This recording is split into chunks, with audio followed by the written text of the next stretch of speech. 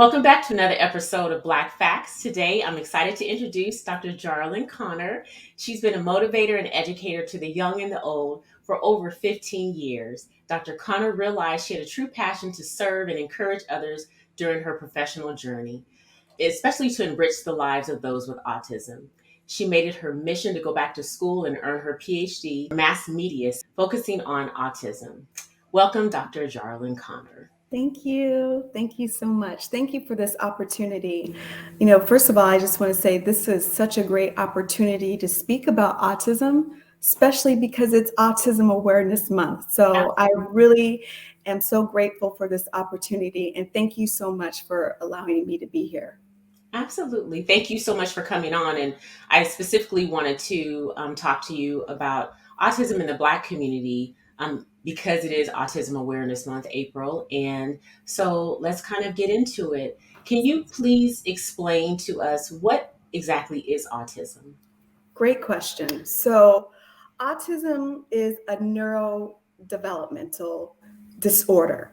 Okay. And it's characterized by challenges with social communication, and it's restricted by repetitive behaviors. So, it's restricted and it's repetitive. Okay. So, what does that mean? And because autism spectrum is a disorder and it's a spectrum, it's very wide. So you may have someone that is repetitive in certain words that they may say constantly, or lining up cars, or lining up something just repetitive, doing the exact same thing over and over again. Okay. And also restricted maybe in their words, or may not being able to speak. So it's that nonverbal.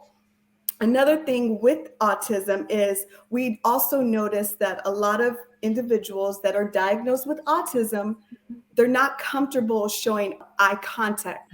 So that's something that you really want to look at. The concern is, and you mentioned this, in the African American community, Yes. The unfortunate part is we do not get it in a timely fashion. They're either misdiagnosed with maybe, let's say, a learning disability or some other type of disability, but it's not considered autism. So a lot of parents become very frustrated in not knowing where to go for assistance, resources, help, or any problem solvement when it comes to actually learning about autism.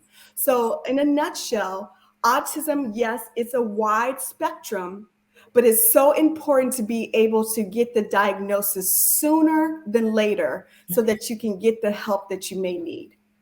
Now, let me ask you this. How soon actually can you get a diagnosis? Now, Michelle, that's an excellent question. A lot of times, especially with your first child, a lot of times parents they're new, you really don't know. So you're looking at books and just seeing, oh, did they meet this particular milestone or this particular milestone? So all of that is something that parents actually do. But to answer your question, the earlier the better. So that means 10, 11, 12 months is the best that you can actually find it. But in the African American community, they get diagnosed 18, 22 months, 3 years, sometimes even up to 8 years old. So when you don't find it early, there's a huge problem. Okay.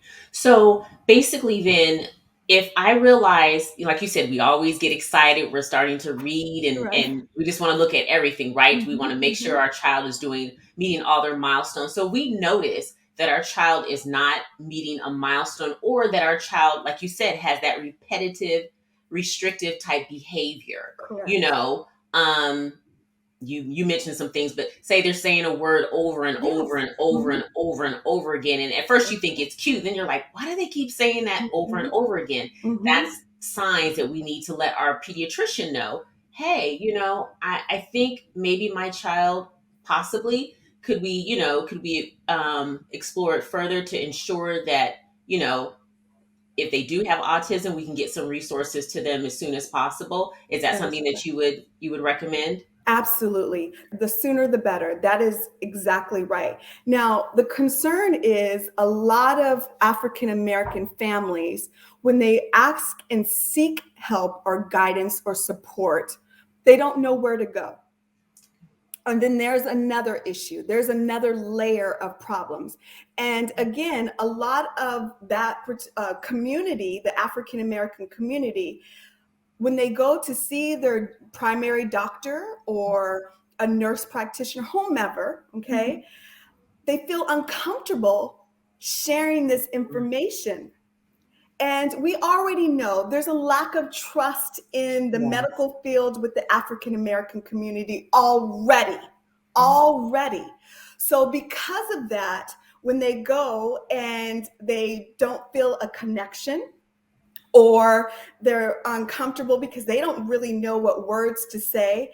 And a lot of times, doctors may speak over their head over certain words that they may not understand. Yeah. So there's just a huge miscommunication. So the whole purpose of this is to bridge the gap, Okay. helping African Americans to understand that there are resources and programs out there, but there's not a lot. And the Okay. reason why is because a lot of African Americans are just uncomfortable sharing their stories. And a lot of times, and you know this, African Americans have been shunned if they go seek counseling. Right. If they share their business, they feel that it's going to go out and then it's over, it's done. Mhm. So a lot of people just, I'll just take it, I'll just figure it out. And in the African American community, what I've learned is that they'll say, well, God bless me with this child, let me pray it out, let me pray Yes. this solution, Yes. this problem out Mhm. of them. Mhm. And you can't pray it out. You have to get the resources to be able to help the child, to empower not just the parents, but also the child to be successful in school or in ever their career goals. So it's Mhm. important for us to be able to have these rich conversations about autism.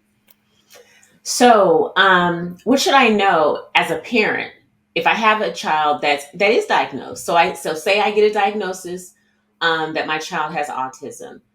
What should I know? What should I do next? Because, like you said, there are limited resources. But Mhm. I've been brave. I finally, shared what's going on with my child with my provider, and then they do diagnose my child. I know that comes with, some kind of, you have a feeling. We Yes, feel a certain kind of way, right? Like, yes, oh, wow, where do I go from here? So, that's good. Good, good. So with that, they would actually be able to seek a student counselor on campus or in schools if they are a minor or child, in elementary or middle school. Usually, the counselors there are able to have sources there to diagnose if the child does have autism. And if they're actually in a private school, these private schools are mandated to help them and bus them to an actual public school so that they can get resources that way to actually train to see what the student may be, and I hate to say this, but maybe lacking so that okay. they can actually help them. So that's another idea or way to go when it comes to private and public in finding resources. So there, I would say definitely the students going, or the parents rather, with the students going into the actual schools and seeking counseling that way, student counselors, and they have resources there. What about if my child is, so like you said, very young? Mhm. And will the doctors have the resources that I need to be able to start helping my baby Great be able question. to, develop prior to them getting into school? Right. Oh, wow, Michelle, you're asking really good questions. How do I say that? There are doctors that have these resources for them. They have brochures, they have pamphlets, they do have that for them. And they will fill out forms to state Jarlin has autism. So Jarlin it will be able to go to this particular school, and these are the programs. This is the things that this student will be able to utilize when they go to this school. So yes, doctors are mandated to help these parents, and they do have resources. The concern still is that a lot of the doctors here do not have the correct resources for the African American Mm. community because they're still being misdiagnosed. So, to answer your question, yes, they do have the resources. They have pamphlets, they have brochures, but is it really geared toward that community? And I'm talking about the Latino community, the African American community, the Asian community. Because there's such a language barrier, a lot of these programs for them is just not out there for them to utilize. And that is the issue. Okay. So, as a Black parent, Mhm. how would I effectively advocate and get, you know, resources that, like you said, are customized or tailored to be able to help my child? So we actually have different programs that are on the internet, and Autism Speaks is a very well-known program that meets across the board for all nationalities. So that's a really good one. Autism Now, one speaks. of the other things that I would like to highlight is we have African American celebrities, Holly Robinson Peete and Tony Mhm. Braxton, that are also very well known in our African American community that are advocating the awareness of autism. And both of them actually have websites in reference to autism. So Okay. that's another option when it Okay. comes to that as well. Okay. Okay. So, how can we bring more awareness to autism and demystify the stigma of, having a child with autism? Because, in our community, you have a child that's considered to have special needs, like you said, either we're going to pray it away, or we're going to kind of keep it to the vest, keep it quiet and just amongst our close family because fear of judgment, that we maybe did something wrong when we were pregnant. Yeah. There's just, I could go on and on, Yes. right? Mhm. Sharing, like the things that Yes. happen in our community. Right.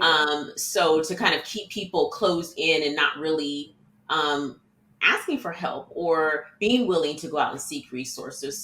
So what would you say we can do, like I said, to bring about awareness? I know I'm doing this, but what Yeah. other things can we do to bring about awareness and to specifically to demystify that autism is this, I don't know. Taboo. Yeah, thank you. Mhm, mhm. Yes. You're right. Great question. The one thing that I would say with this is that, yes, when you have programs like this, it really helps others to feel I'm not alone. I'm not by myself. And it's nice to have nice representation of African American women that really want to help others out there and bring the awareness out there. And also let them know we're not we don't have the income of Tony Braxton and Holly Robinson Peete. Right. Right. We are normal families Yes. raising our children and wanting to help the community.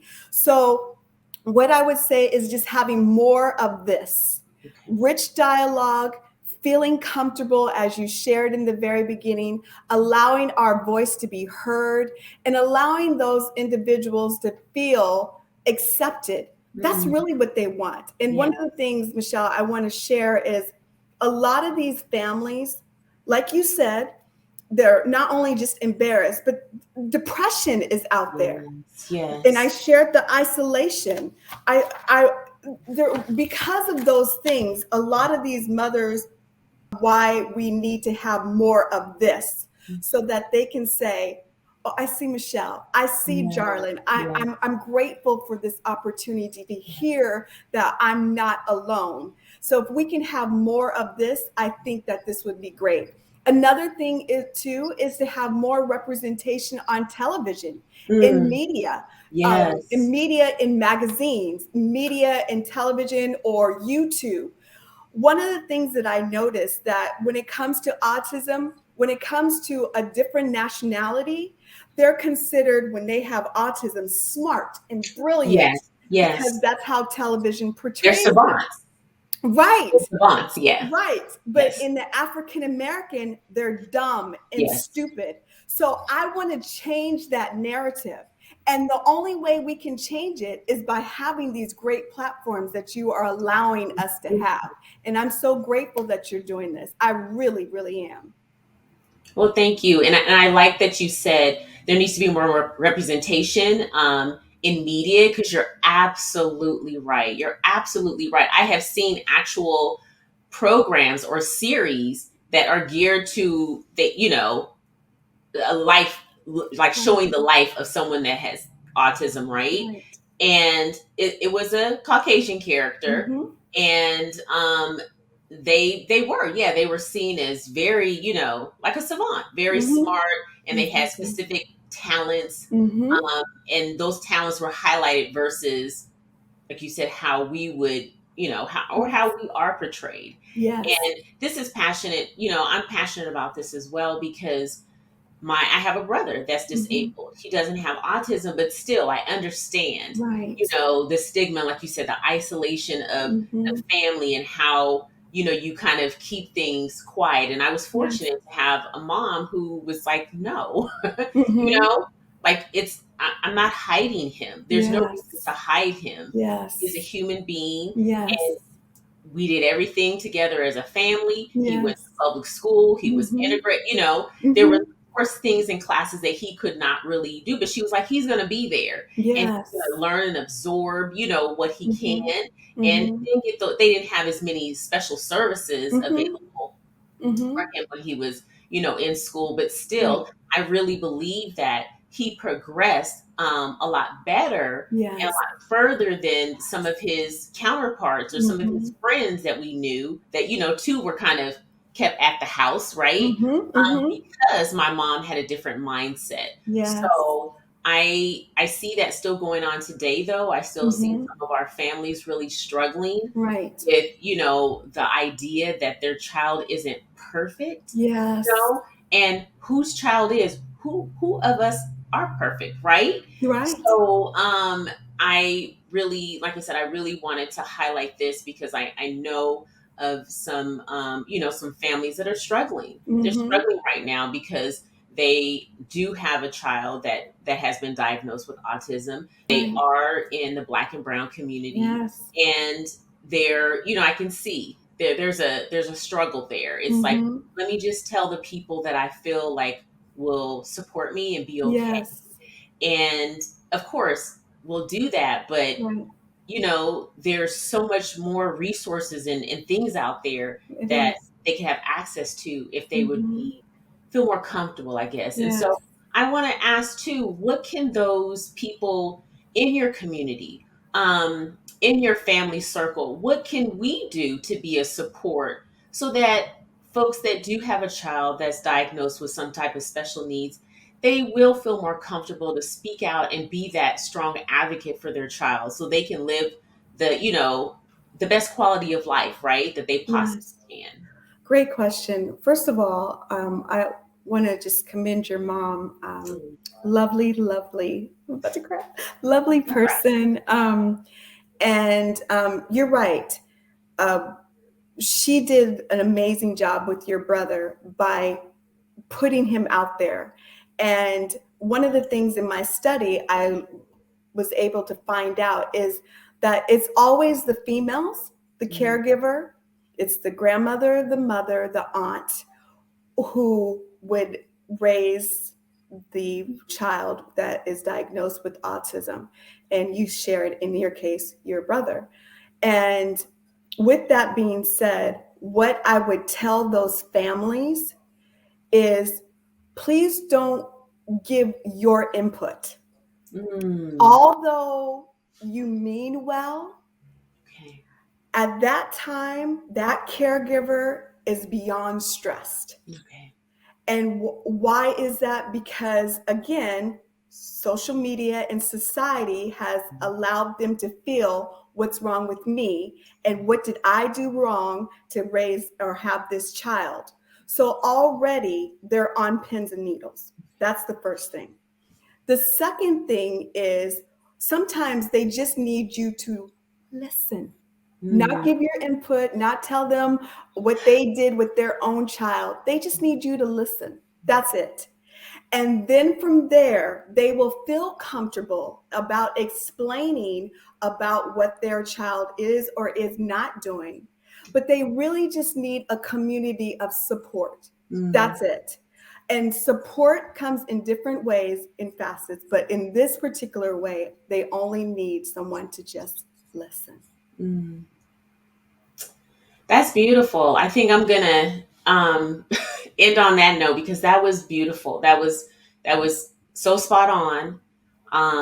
Because I can say, just being in the family and observing, you know, things that happened to my mom, that was spot on. So yes, let's those of us who love, we know that it's in love, Yes, but lend your support, listen, be a yes, listening ear, love on your yes, loved ones, because it's hard. It's it hard, is. but we're a community, we're a strong community, we're resilient, and we Mhm. want to ensure this is the whole reason why I'm doing this is because I just want to get information out about all of the things, whether it be emotional well being, physical well being, anything that is health related that is impacting our community. I want us to raise awareness and I want us to have the resources and tools necessary to be able to, like I said, live quality lives. Yes. Lives free of, chronic illnesses and diseases if possible. And then, two, if we have a diagnosis that we can't pray away, like you Right. said, that we Mhm. do have the resources, right, and tools that we need to ensure that we're able to support and help each other again live a quality life. So Agreed. thank you for educating our Black Thank you. community on what Thank you. autism is and providing tools and resources for us to use to advocate for our children. I so appreciate you, And I Jarlin. appreciate Really you. appreciate Thank you. you so much for this platform. Thank you. You're welcome. Thank you for tuning in to another episode of Black Facts. I really appreciate your support. Be sure to like, comment, share, and hit the subscribe button below so that you can stay up to date on the latest Black Facts episodes. Please make your health a priority. Take time for self care and reduce your stress, and take care of your physical health by committing to moving. Join me on the next episode so we can all know the facts.